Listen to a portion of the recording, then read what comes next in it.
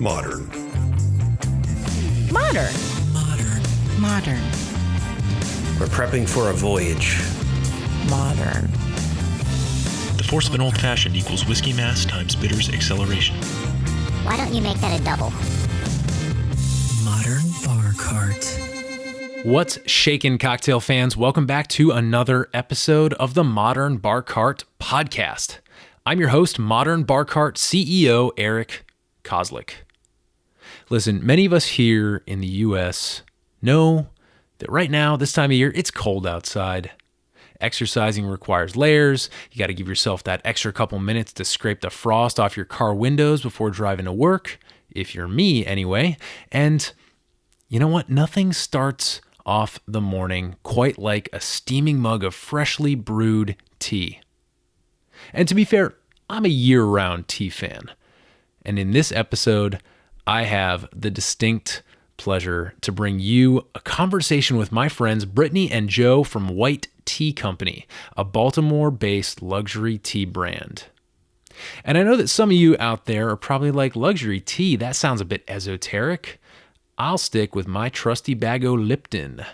But listen, I came into this conversation with only a very basic understanding of what makes a great cup of tea. And this brother-sister duo gave me a delicious crash course in exactly what most of us are missing out on in the world of all things steeped and steamy. But before we get too crazy here, I know some of you are wondering, hey, when do I get to make myself a drink? Well, how about right now? This week's featured cocktail is punch. And I know that punch is more of a category than a cocktail, but I want to take just a minute here to review exactly how easy it is to make a great tea-based punch in the classic style. Instead of a recipe, I'm going to offer a ratio. And this is the golden rule that I personally follow with very minimal divergence when I'm putting together a punch for my friends and family. The ratio is, very simply, 4 to 2 to 1 to 1, water, or tea in this case, to spirits, to sugar, to citrus. That's 4 parts tea, 2 parts spirits, and then 1 part each of sugar and citrus. And we'll unpack that ratio in a second, but first, we gotta pause and review the most important thing to keep in mind. When you're dealing with a ratio instead of a set measurement, you need to pick your anchor point. What's going to be the one ingredient that you want to set as the standard for everything else to react to? In this case, I find it easy to use a standard 750 ml or roughly 25 ounce bottle of spirits as your anchor. That way, all you got to do is go to the store, pick up your spirit, and you know that all you got to do is dump that sucker without measuring. You know exactly how much is in there, and you know that everything else is going to react around that 25 ounces. So if the 2 in the 4 to 2 to 1 to 1 ratio is 25 ounces, then you know that you're going to need 50 ounces of tea. That's your 4, and it's literally just 50 ounces of water with the tea of your choice steeped in it. And we'll get later on in this episode to recommendations on what temperatures and how to go about steeping your tea, but for now, just 50 ounces of tea. And then covering the smaller portions of our recipe, the 1 and the 1, that's going to be about 12 to 13 ounces of both citrus juice, fresh squeezed if possible, and a simple syrup. If you're worried that your punch is not going to be sweet enough, you can go with a richer simple syrup, but most of the time, regular strength 1 to 1 simple syrup is just fine. If you want to learn more about that, check out our episode on homemade syrups. Now, the last element in the punch equation that we haven't talked about here is spice. Traditionally, grated nutmeg is what's called for, and especially if you're working with a dark spirit, that's a great choice. Fresh nutmeg is hard to beat. But we've also found great applications for our embitterment cocktail bitters in these situations, since they're essentially just a highly curated profile of various herbs and spices. So keep that in mind. For more information on batching cocktails like this, we're going to link to episode 16 on batch cocktails over on the show notes page, which has a bunch of great thoughts on punch and other large format drinks. But just remember this. For the purposes of this episode here, tea is an essential component of most traditional punches. So as you listen to our conversation, keep your ears open for the flavors and blends that seem to be begging for a feature role in your next large format drink. And now back to the interview. In this conversation with Brittany and Joe from Wight Tea Company, we cover a broad range of tea-related topics, including how a sibling joke in the midst of a recession kicked off a decade-long collaboration to create delicious tea blends for home consumers. The agricultural origins of tea, which share many things in common with the way we think about wines and spirits as agricultural and human-processed products. I know that's a bit long-winded, but is a really fascinating thing to unpack, so I can't wait for you to hear it. The difference between a tea, a tisane, and a chai. Quality indicators to look for when selecting your next tea or matcha at the store. How to use teas in cocktails, toddies, and punches with an eye toward pairing a blended herbal product with a distilled spirit, and much, much more. This was truly a delightful conversation. I learned a ton. And you know it was a good interview when you leave the room ringing with more questions and inspiration than when you arrived. And that's definitely what happened here. So with that thought, I will leave you to enjoy this fantastic interview with Brittany and Joe, the duo who bring us the highly curated tea selections offered by Wight Tea Company. Brittany and Joey, thanks for being on the podcast. Oh, thank you. Hi. So can you just quickly introduce yourselves for our listeners and tell everybody what you do? So my name's Brittany, and my brother Joey and I have been making luxury loose leaf tea blends by hand since 2016-ish. We got started in 2015, but we didn't really have much until 2016. And we've been studying tea for about 11 years where we both really love it. We kind of came to be friends because of tea. We're about 7 years apart, so that's about all we really had in common. We didn't really talk much or hang out much until we started drinking tea together. Okay. Can you talk a little bit about that since it seems to be a pretty interesting part of your story? Sure. Yeah, so Joey's always loved tea. We always used to drink it with our family members, and I didn't really care about it. Joey did. And in 2008, I graduated from college. It was the recession, which was a really wonderful time to try and find a job in the creative field. It was just great. So me and Joey didn't talk, but I guess he overheard me crying on the phone to my mom, freaking out about paying all of the student loans that I was going to have to pay soon and things like that. So he told me to get a job at a tea shop because he wanted my discount. Okay, that's a very caring, brotherly thing to do in that situation. So I got the job, and it was an immediate love for me too. So I would bring home tea to my parents' house when I visited. We would start having tea around the dinner, like the dining room table, and talking about it. And that's really just how things started growing. You know, we started making our own blends that way too. We would have friends over. We'd all sit around the dining room table and chat, and it became our own sort of way to connect with each other despite having nothing else really in common at that point. So. Okay. And what was it like for you, Joey? Excuse me, I have been into tea for years and years. I'm thinking maybe around 7, I kind of sparked an interest for it.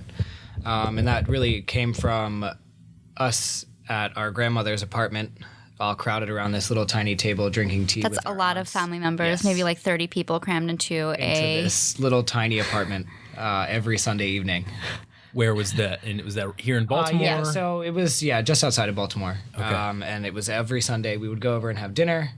Half the crew after dinner would split up and go sit and watch TV, and then the other half would sit around the dinner table drinking tea.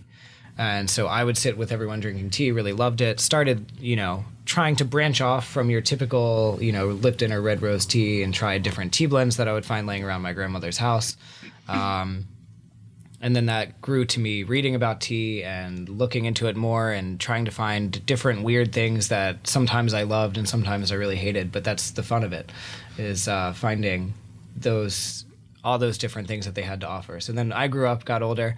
Brittany and I had that discussion about you should work in that tea shop because I want that discount. And later, I started working for the same shop. So we made different tea blends and chatted with each other, and we've always kind of just been doing that.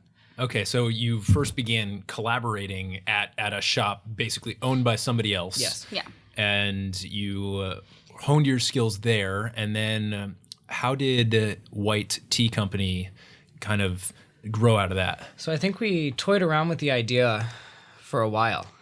I think our mom had made a suggestion just somewhere along the line. I don't know if it was jokingly or what, but as the interest just stuck around and it still was part of both of our lives, we realized it wasn't joking. It was, we should take that seriously. Yeah, and I think that at a certain point, you and I had both stopped working in that tea shop. Yep. And we were still going. We were still loving tea and drinking tea, and we kind of looked around the area to try to see, as consumers, where can we buy the things that we want to buy. And there wasn't much of a market there. So we decided that take that jokingly, made comment from one of our family members and actually consider it seriously. Yeah, I love how a lot of businesses grow out of sort of a joke. Yeah. Oh, yeah. Yeah.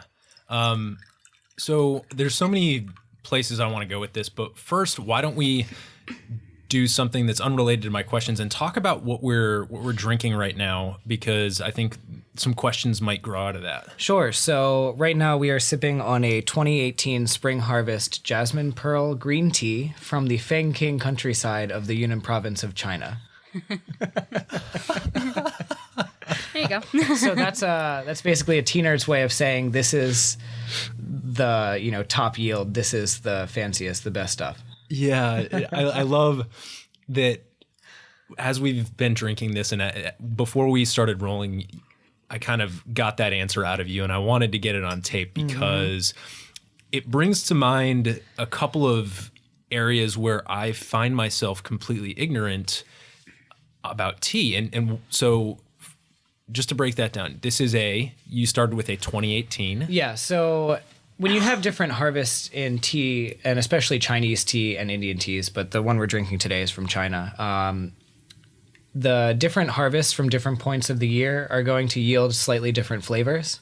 And the most withheld and often most expensive is the spring harvest, because after the frost goes away and we get into some warmer temperature, the leaves are growing really slow and they're very tender. And so that can give a wonderful aroma, flavor, mouthfeel that is just so much different than harvested later in the year when it's hotter or getting cold again.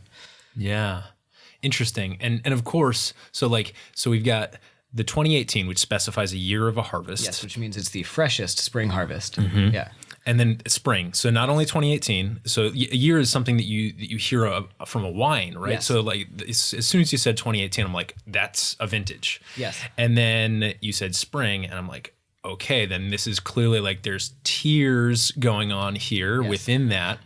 And then is there something about the way this tea was prepared or shaped? Yes. So this is a tea that takes a lot of care.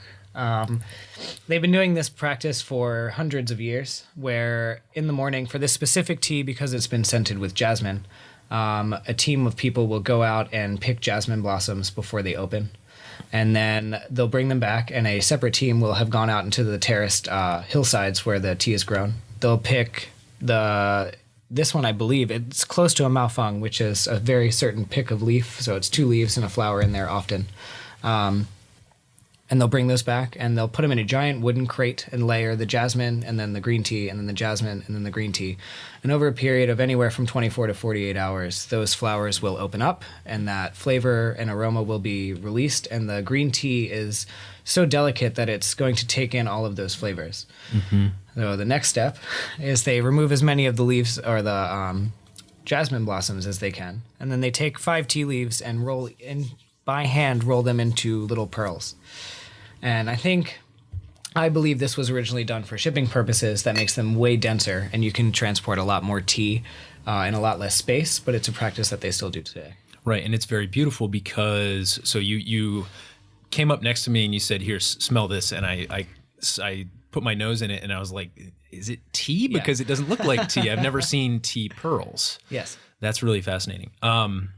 So not only do we have like a vintage, not only do we have a specific harvest level or like premiumness of the raw ingredient, we have a preparation that is almost like a non-liquid infusion or a suffusion of I imagine the oils and the volatiles that are present in the jasmine flowers that the green tea then takes on. That's correct. Before drying. There's a really good scientific word for that property in tea leaves, and I cannot think of it right now. Don't worry, because I'm not a scientist, and I don't think most of our listeners are scientists, although I shouldn't assume that in this day and age. But all right, so we've talked about how you got into this. Can you tell us a little bit more about tea as a premium product? Because obviously what we're drinking right now, you can tell just based on the experience and the flavor, is a premium product.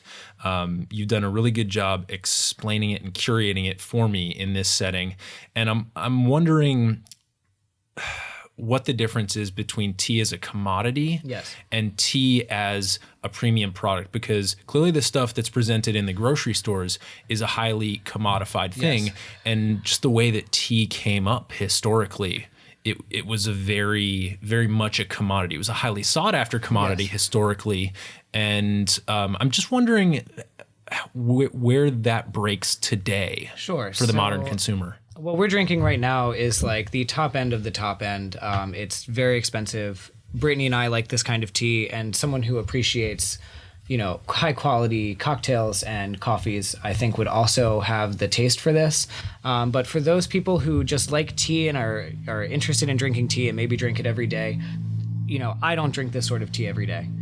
There are plenty of fine teas that are more of the commodity level that are far higher quality than what you're finding in grocery stores. Mm-hmm.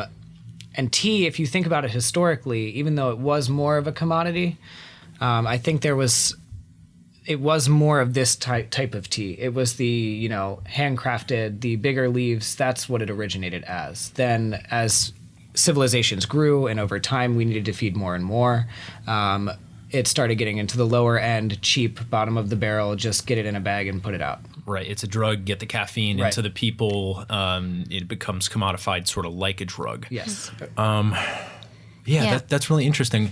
Go ahead, Brittany. I was going to say, when you go to the grocery store compared to like what you used to get as tea, you're getting basically the dust that's fallen off of your tea leaf, and it's stored in a paper bag inside of a thin plastic, not usually airtight sheath. Yeah. Nothing is, so you're just getting stale tea. It's not anything like the loose leaf tea that you can get that's stored in like tin. Sure. That's kept away from air and light to keep it fresh. Okay. So. Yeah, we should definitely hit some like tea best practices before we wrap up here. We can do that at the end, but one of the other terms that you mentioned, which I think probably has a lot to do with your particular craft, like the magic that you work behind the scenes to be able to bring this to people as a product, as something that like folks in our industry would call maybe a SKU, right? You have like all these various SKUs that you take with you to markets that you have on your website. That term is blending, and that's also something that's really important in the spirits world. And I imagine that the blending of tea ingredients has a little bit in common with the blending of spirits, for example, especially because you're mentioning things like various harvests and various types of teas. So can you talk about maybe your product development approach, and maybe even give an example of a product that you created as a blend and the steps that you took maybe to iterate on that and to fine tune it so that you're really proud to put it out? You want to talk about sage rose? Yeah, so that was the biggest blending process with all the problems. Well, I think the first step in our process is talking about flavors that we enjoy, also flavors that are up and coming. You know, we do some research going into the year about what popular flavors are coming up. We see how we can turn that into tea. And then we start talking about where we want to go from there. So the first tea that we ever came up with, I really wanted to do something with sage and rose. And it took a lot. Maybe 15 different trial batches. And that's very labor intensive and it's very time consuming. And so the sage rose is basically, it's a Chinese white tea with sage, pink rose petals, and some lemongrass. So while that sounds very simple, those flavors can often fight with each other. So the first batch was like potpourri. The second batch was like moss. And each batch after that kind of took one of those routes. And I was about to give up and throw in the towel. And I said, was determined. Yeah, I said, we'll do one more. And we modified the recipe just a little bit. And then we got it. That was it. It was amazing. What was that last tweak that you made that put it over the top? It was really just trying to find that balance between a really earthy flavor like sage and a floral, light, mellow flavor that can be overpowering like rose. Because every one we made was either way too much moss, sage, deep, earthy flavor or way too floral. And there wasn't quite that balance. And it was just playing with different density percentages and weight of the tea blend, and you know it's a lot of math back and forth that I filled sheets on sheets out of my notebook with trying to get that one tea blend. I can relate. It sounds a lot like the process that I go through to develop a cocktail bitters flavor. You know, it's the same, very similar, right? It's a tea is an infusion in a similar way that bitters are an infusion. I'm using alcohol, you're using hot water. But can I ask maybe a very basic question about what the definition of a tea is? Because like when you said the flavor, it's like sage rose. I don't categorize either of those things as teas individually. And I guess my question more specifically is if you have to start with a base tea thing that you then layer more flavor components into. So that's a very complex question because depending on who you ask, tea to some people is only from the Camellia sinensis or Assemica plants, and that's your black tea, white tea, green tea.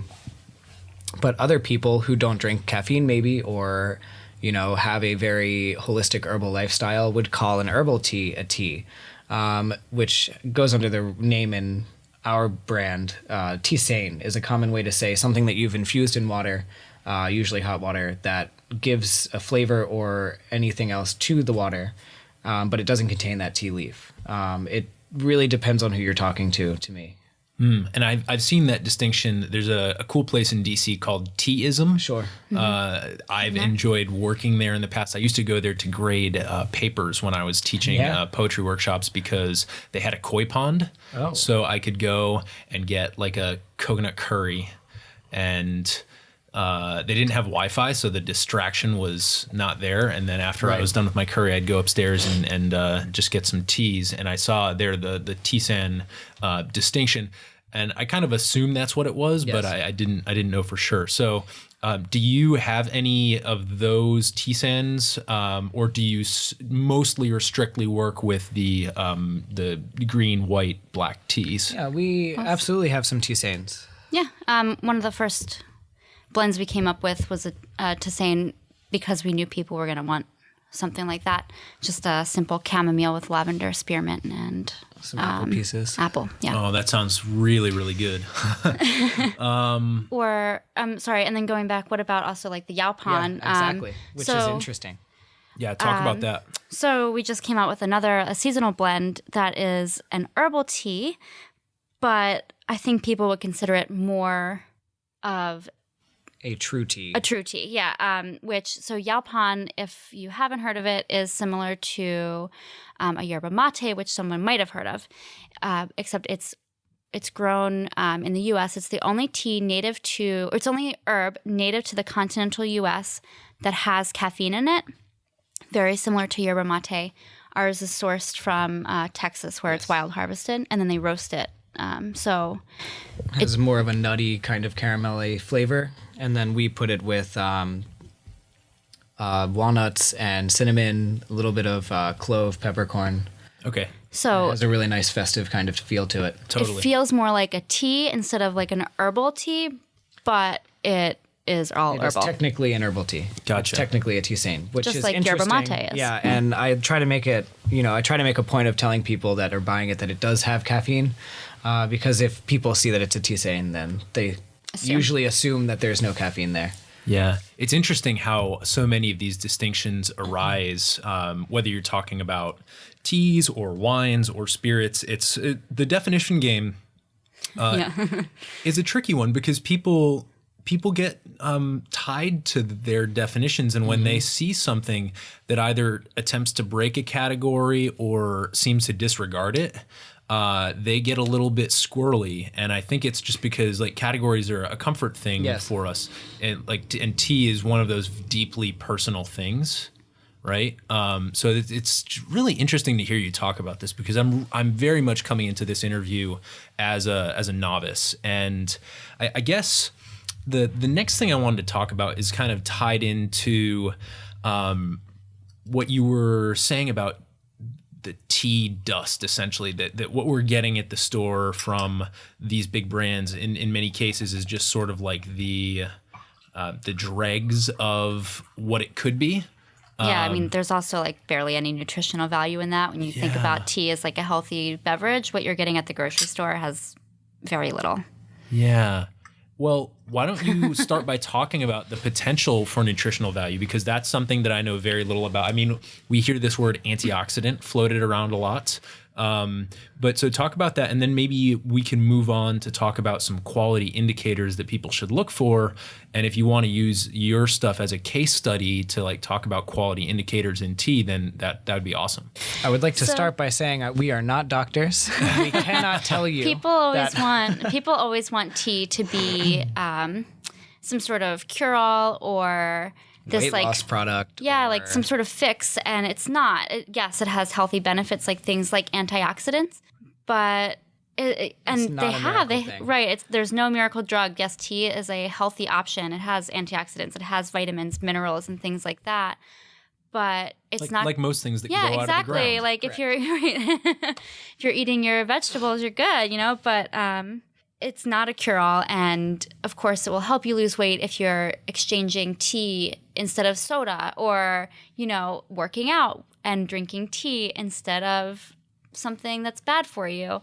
And people are looking for different answers, which I would like to take this opportunity to note that detox tea. Don't be fooled and do your reading. It will make you just go to the bathroom. There you go. Yeah, it'll get you pretty dehydrated, and then you'll just go to the bathroom a People lot. always want something from that. The thing I tell most people when they come to me, people who read our sign from afar and walk up to us think that it's weight loss tea. Instead of white instead of white. Yeah. And so what I find myself telling them most of the time is that if I had a miracle weight loss product that you lost 50 pounds in 3 days, I'd be a millionaire and I wouldn't be standing here. Yeah. So So I think a good way to say it might be that tea is sort of health adjacent. yes. Absolutely. It's delicious and health adjacent. There we go. That's about as like middle of the road a statement as we can make. So that's perfect. And people ask like what the health benefits of tea are, but why aren't they asking that about coffee? Like the same sort of like idea. It's Right. it's a healthier option than all the crap stuff that you could be drinking. And, if you are drinking teas with some crazy herbs in it that may or may not have health claims to them, I would just recommend you seeing your doctor, especially if you're pregnant or you have other things going on in your life where that could maybe throw some off. Because there are herbs that will affect your body, but we're not doctors and we don't like to speak on that too heavily. Sure. No, of course. And it seems like with the branding of your tea as a luxury tea brand, Yes. It seems like you're more concerned with flavor. So can we maybe talk about some of those quality indicators and how they pertain to flavor? And maybe this has to do with the ingredients themselves. Maybe it has to do with their treatment, and maybe it has to do with the blending. It can be anything here. Sure. So if you're looking for quality indicators on tea, I'm just thinking like if you're used to buying your tea in the grocery store and you're just starting to branch out into some higher quality teas, especially loose leaf, look for things or look for teas or blends or companies who pride themselves on quality, number one. But to look for yourself, look at nice whole tea leaves. And this is more when you look at after you brew the cup, because some tea leaves like we had today are rolled. Some are flattened. Some are, curled up in little bits. But as you steep them, they should open up and unfurl. And if you have some broken ones and some not, perfect ones, that's fine. But you're looking for a general larger leaf size. You look for them to open up and be nice and tender. And really just that comes with that is flavor. You're going to get much better flavor and much better mouthfeel. And it's quite a difference from what you're used to getting in a grocery store. Yeah, that's something I noticed about what we're drinking right now is that it actually has a mouthfeel. And again, coming into this as pretty much a novice, that's not something I expected out of my tea. Mm-hmm. Okay, so what about... So I spent a semester in England, and they obviously drink a lot of tea there. It's a rich tea tradition. I went and bought some really nice Earl Grey tea. Sure. It's something that I enjoyed back home, and then I went and bought it from a tea merchant at a local kind of farmer's market there. And he had this whole rigmarole of like, okay, you got to do this. And then, no, you don't put this in first. You put that in first. And if you're doing milk, you got to do this. So is there, is process, brewing process, like a thing with tea? Is that going to affect the outcome? You'll find that brew process typically changes drastically regionally. Okay. So the English, I think, are a little bit more... Maybe the term isn't a good one, but I think they're a little more stuck up with their practices and rituals. People are not gonna like that. I'm sorry, we can take that out. But it's very rich in tradition, and it's been that way for a long time. So they're insistent on keeping that tradition. Sure. However, the reason I have a million different teapots and brewing vessels is because I enjoy and I kind of nerd out on Indian tea being brewed this way and Chinese tea being brewed that way, but you can steep them all the same way and get more or less the same result. Well, think about water temperature and time and everything. Though, and that's, I'll get into that, but I'm talking about like rituals and steeping, and you gotta, if you're doing milk, you have to do it this way. There's some validity to that, but it's mostly tradition and culturally what happened where that is. You obviously, really the only rule is start with dry tea, pour water over it is my only rule for you. And then we get into, don't use boiling water. Unless you have an herbal tea, don't use boiling water. A little bit less than boiling is usually just fine. And then if you're doing a lighter tea like we're drinking today, a white tea, green tea, you're going to be looking at 175-ish. A little hot or a little cooler than that is going to be fine. Mm-hmm. And what's the boiling point of water, just so we have it on the airwaves? 212. So 212 to 175. So you're looking at maybe like a 10% decrease down. Yeah. And I often tell people, if you're steeping a really delicate tea and you don't want it to be bitter and in your face like that, as the bubbles form on the bottom of your pot and start to lift up, cut it there. That should be fine. Mm. Yeah, and that's if you want to go and pour that immediately over your tea leaves. Great. So that's a great procedural recommendation. You mentioned ritual. Obviously, people are probably familiar with like the Chinese or Japanese tea rituals. It is a highly ritualized thing. Is there any room for... Like, what are your thoughts on like those overarching like cultural rituals versus personal rituals? Do you have any of your own? I think if it's something that you find peace in, that's your ritual, Yeah. I don't know. I'm trying to think about my own rituals. I don't know. It changes day to day. I mean, when I get to work, I put everything down.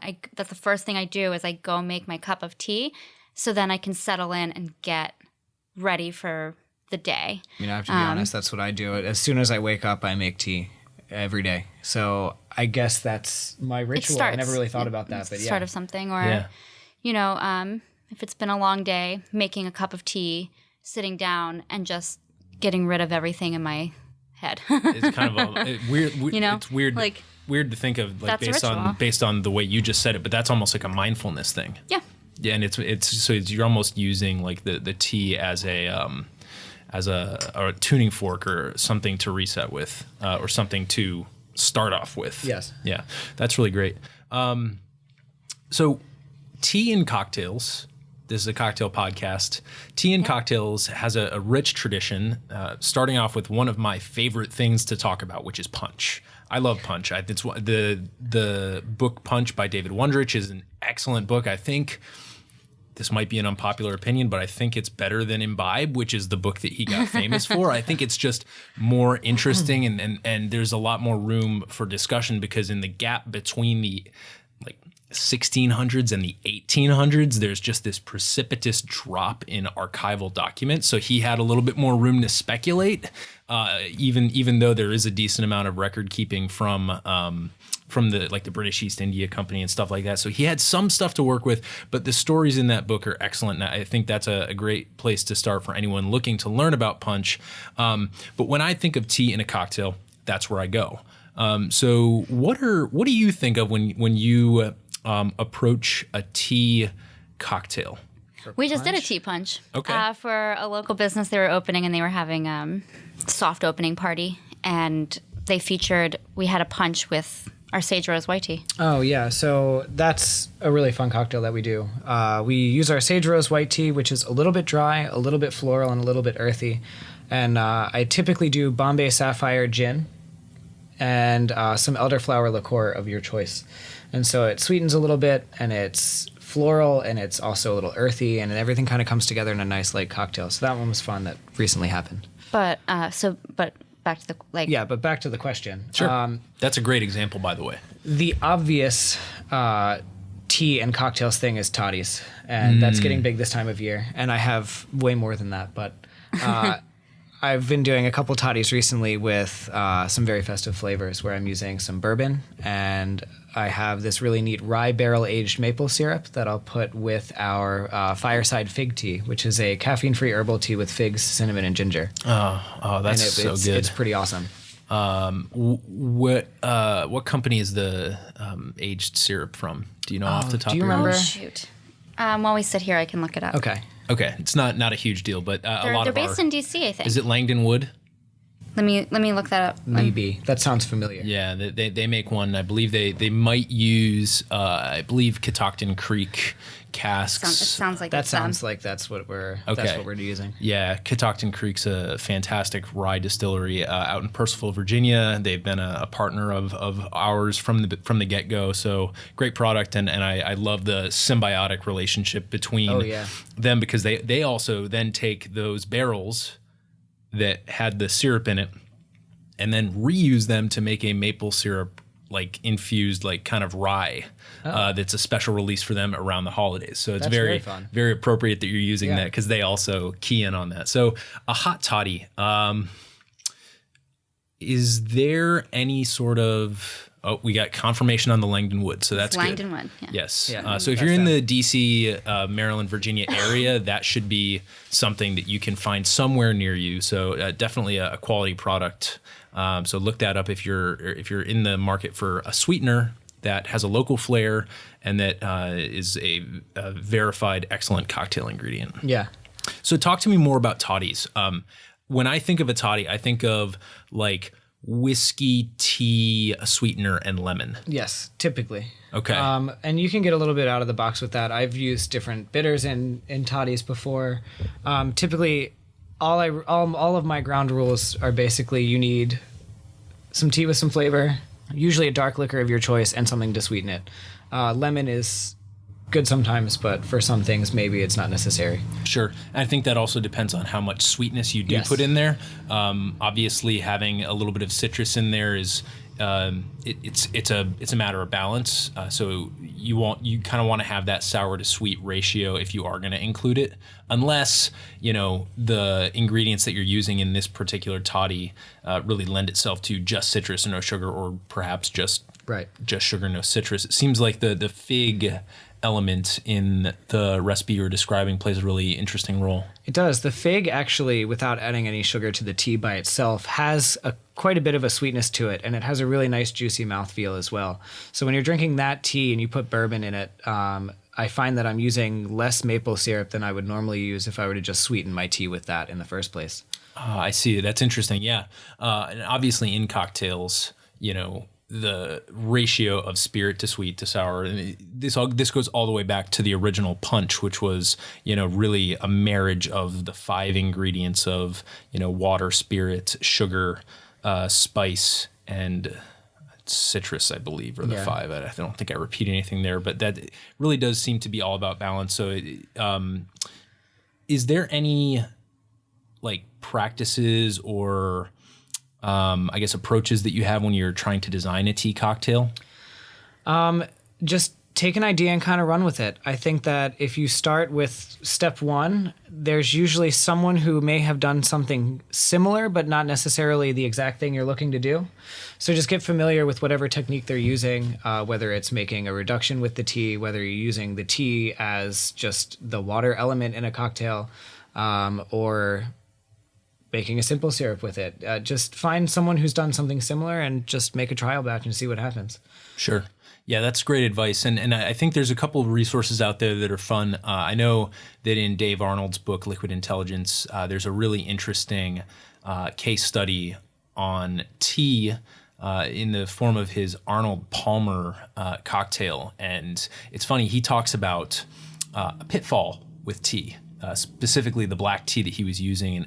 And I enjoy this because tea is a great thing to try and include in your cocktails, but there are things called tannins in tea, right? Yes. And that's basically the stuff that dries out your mouth. It gives the astringent feeling, Yes. Kind of like besides drying, it's also not gritty, but almost fuzzy feeling on your tongue and on your gums. yeah, exactly. That fuzzy feeling. I like that. So those are the tannins, or polyphenols, I believe, are the technical type of chemical family. And he found that those were not good in his Arnold Palmer. He made it, and then he ended up actually milk washing it out. So by putting it with milk and then adding acid and kind of curdling that that milk, it sucked the polyphenols out of the black tea. And you know, like some of those black teas can be really, really astringent. Yes, absolutely. So yeah, that's a good place to start if you're looking on at doing like tea syrups or something like that, which I think is a great way to utilize tea, because you're doing the same thing you'd be doing anyway. You're just adding sugar, because when you make a syrup, you have to heat it. Yes. So as long as you're able to keep that syrup from boiling while getting it hot enough to extract the flavor from the tea and dissolve the sugar, then that's really what you should be looking for, right? Yeah, and it's a pretty easy practice, and then you can put it in a bottle and store it in the fridge, and you can have it for weeks. Yeah. Yeah. Can we talk about 2 more like tea adjacent things? Sure. And maybe then cocktails. I don't know if you've gotten into this. I'm completely foreign to it, but I've seen them on Instagram and at restaurants and stuff like that. But matcha and chai. Yep. Sure. So matcha is usually a ground tencha leaf from Japan. So it's a shade-grown, very high-quality green tea. And when you shade grow it before the harvest, the chlorophyll content goes crazy in the leaf. So you have this bright green flavor and aroma. Matcha has a very green, earthy flavor, very grassy. I love it. Brittany loves it. But sometimes when it's your first time trying it, it can be a little much. So I recommend to try it first, maybe as a latte with some honey. Get some sweetness and some creaminess to it. And then I really like matcha and lemonade together, as fun as that sounds. Yeah, no, that sounds pretty good. And of course, with matcha, I think the big thing is the color. Yes. And very rarely do you find cocktail ingredients, maybe with the exception of like green chartreuse, that have like a very like bursting green color. So I feel like that's a good opportunity to take advantage of that aspect in a cocktail. And it's also important to remember that if you're purchasing matcha, when color is important, you need a high-grade matcha, something that's really good quality. There's different qualities of matcha, and if you get a baking grade or you get the cheap stuff, you're going to get a brown or like a dingy green color instead of this bright, vibrant green that you're probably looking for. Yes, and in addition to that, to add on... So be careful. Yeah, when you're buying lower quality matchas, I know it's tempting to get a cheaper priced matcha, but other than the flavor and the color, the way it feels on your tongue can be vastly different than if you're getting a high-grade, nice ceremonial matcha. Bad matcha's chalky. Yeah, it feels thick and chalky on your tongue. Whereas good matcha, when mixed properly, will be suspended enough in the water that it will be nice and smooth. Okay, and that has to do, so matcha is literally, as I understand it, it's the ground up leaves, and you're literally drinking the leaves, whereas in regular tea, the leaves remain whole, and then you strain them out, right? Right, which also means if you let the cocktail or the drink sit too long, it will go back to the bottom of the cup.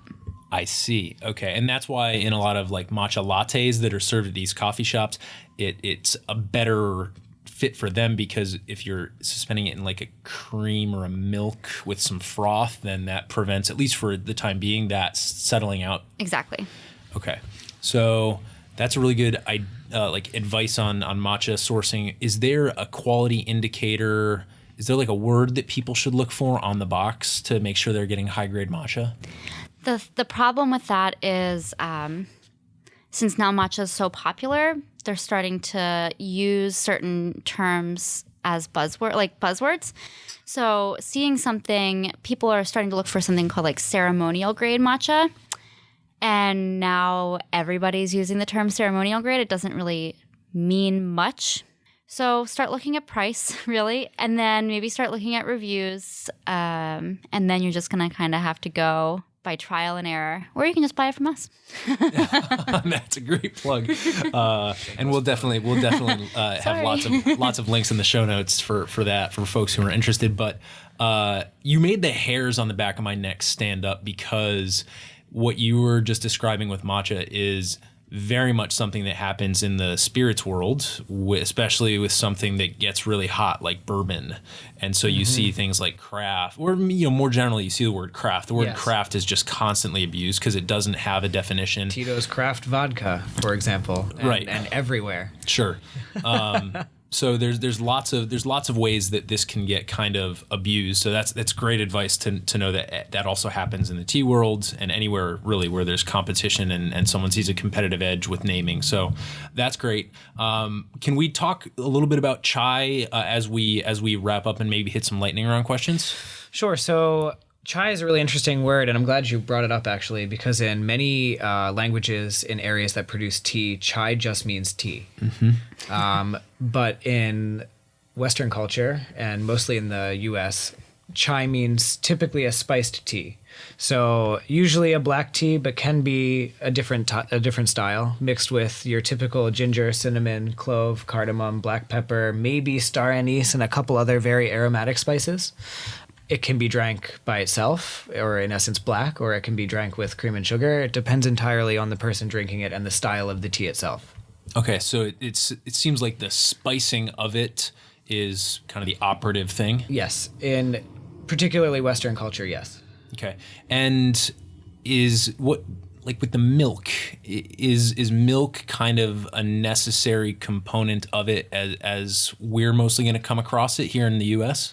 In the U.S., typically, the way chai is served now, I would say yes, there's usually milk to it. It's not necessary, but there's like one of our chais, we make a couple of different ones. One of our chais I designed to have milk in it because it has a very dark, like you mentioned, tanniny, heavy, deep leaf. And when you add some milk or creamer or maybe coconut milk to it and a little bit of sweetness to it, it really kind of shows everything it's got and comes to life. Yeah. But we have another chai that we I recommend. prefer without, yeah. Okay, interesting. So to put it on a spectrum, most of your tea blends are blended with herbs, and when you get into the chai category, there tends to be more of the whole spices. Yes. Okay, and then I guess with the herbs, it seems like some of your other blends also contain fruits, because you mentioned so far apples and fig. But we also have the whole, we have the spices and other teas too. Yeah. Okay. Yeah. There are plenty of teas where I'm mixing whole spices in with other herbs in the teas. So it just seems to be an emphasis point thing then. Yes. Okay. Interesting. Yeah, I'm asking all these like very picky questions because I really have never spent time thinking about this. Do you have any advice for folks who have listened to what we've said so far and want to do a better job with tea at home? Are there any pieces of hardware that you would recommend, or any educational resources that were particularly influential to you? I think tea can feel, I get a lot of people saying that tea is daunting. They seem kind of scared to even start beyond the tea bag. They don't know what to do. It's not as daunting as it seems. Just start trying it and see, and you're going to make mistakes just like with anything else. So, it's not hard to just trial and error with it. Yeah, I tell people to think about the strainer that we use to brew loose leaf tea as their tea bag, but it's reusable and washable.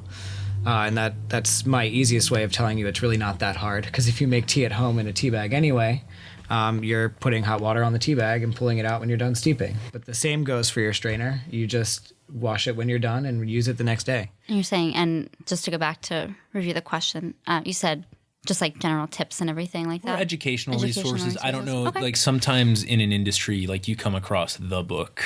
Yeah. Okay. I've got that too. So I would say a couple quick tips. Usually you want to use 1.5 teaspoons to 2 teaspoons for every 8 to 12 ounces. Again, don't use boiling water. And pay attention to steep time. Those are like the big 3 things. Water quality also tends to matter. Just, but boiling will do the trick. Or not boiling, but like heating the water will do the trick.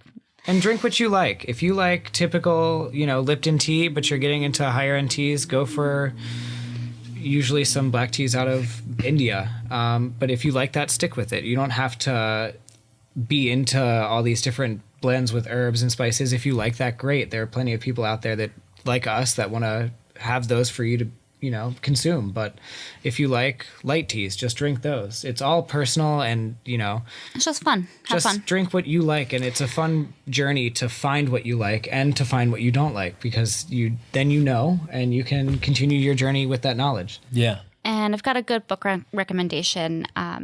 If you're looking to learn a lot about tea, a really good comprehensive guide is called The Art and Craft of Tea, and it's by Joseph Wesley Uhl, spelled UHL.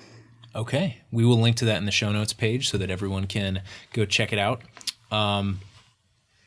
Ready for some lightning round questions? Sure. Yep.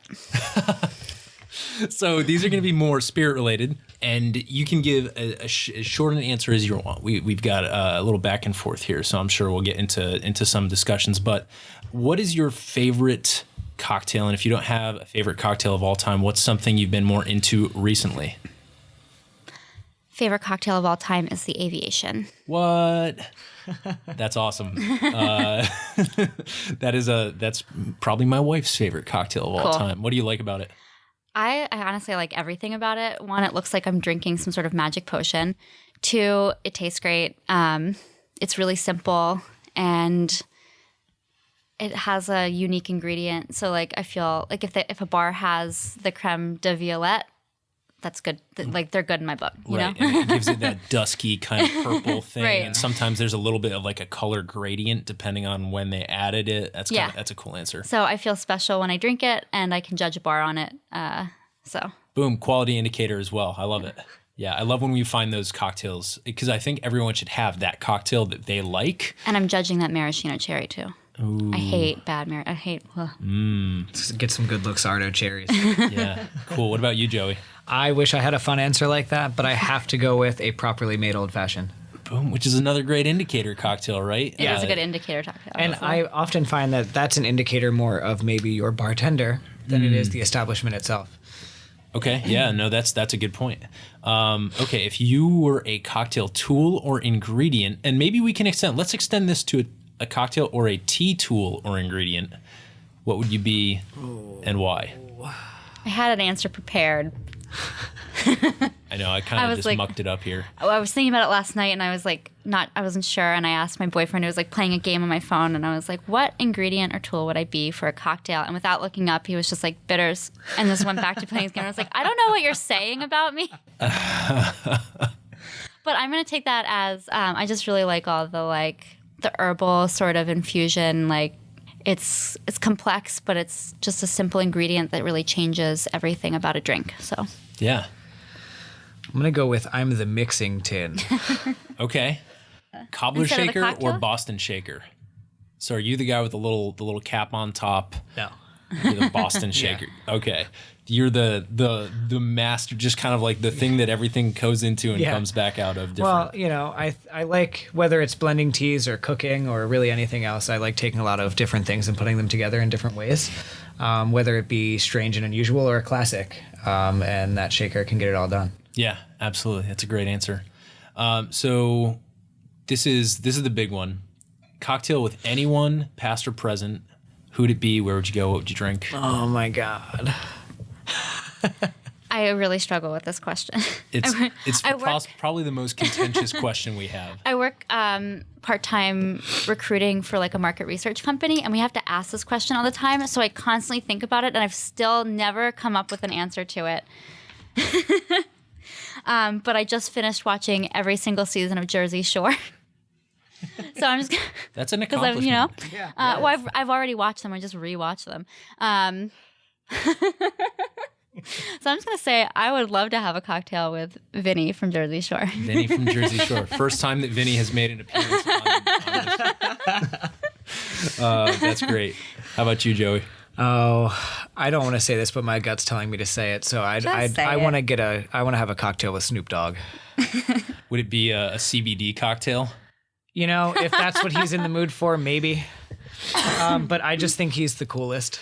And I've said that when people have asked me the question, who would you meet or have a meal with? It's always been Snoop Dogg because I think he's great. I think I want to drink some Grand Marnier out of a snifter with Snoop. Okay. A departure from the usual gin and juice. Yeah, you know. But Grand Marnier out of a snifter. Have you, being in Baltimore, have you ever been to Pub Dog? Oh, I went into Pub Dog once and it was so crowded we couldn't get a seat, so I left. But I went into Pub Dog once with my buddy who used to work in the Inner Harbor.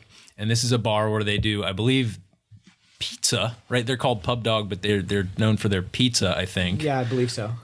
Which is an interesting choice. And they also just happen to sell like a ton of Grand Marnier. And my buddy knew like all the little tricks to get free shots of Grand Marnier. And there's like 3 or 4 little tricks to be done. And he's like, hey, it's his first time. Shot comes over. And then at some point the bartenders just got bored. And we're just like, all right, we're doing this. We're doing another one. So, yeah, that was an interesting evening, but cool. Great answers for that. So you've given advice on like approaches to tea and even book recommendations.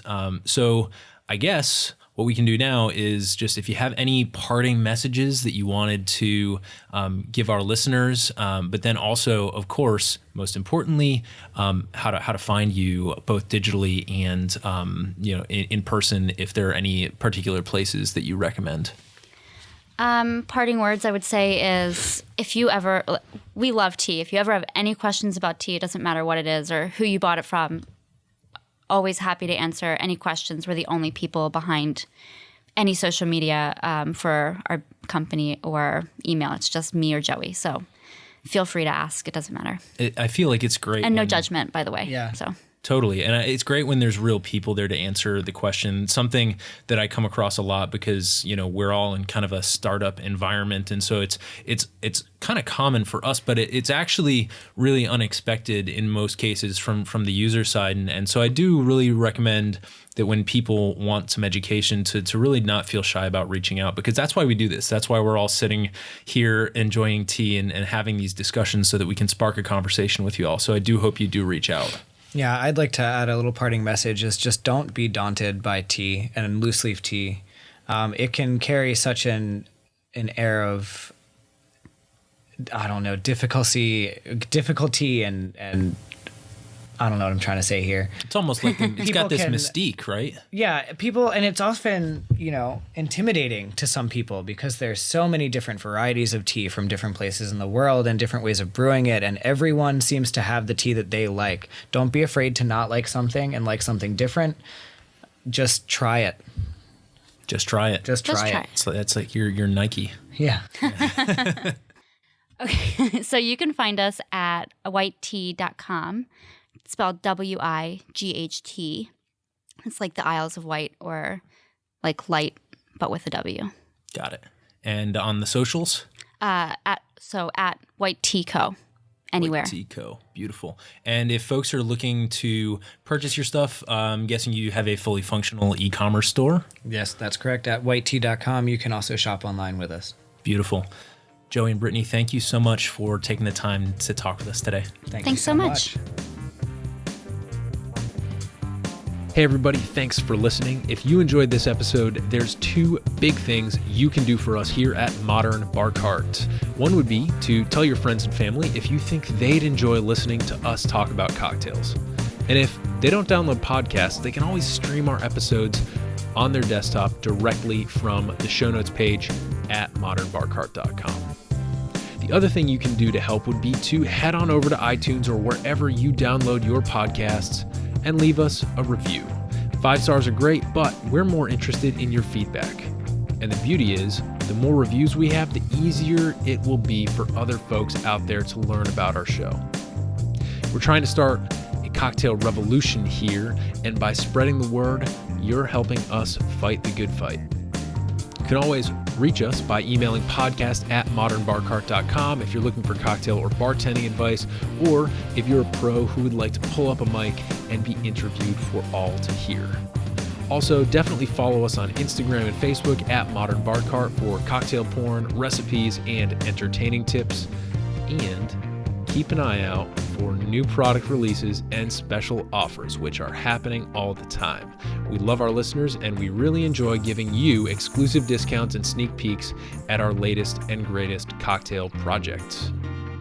This episode may be over, but for you, the mixological fun and adventures are just beginning, so remember, folks, drink responsibly and experiment boldly.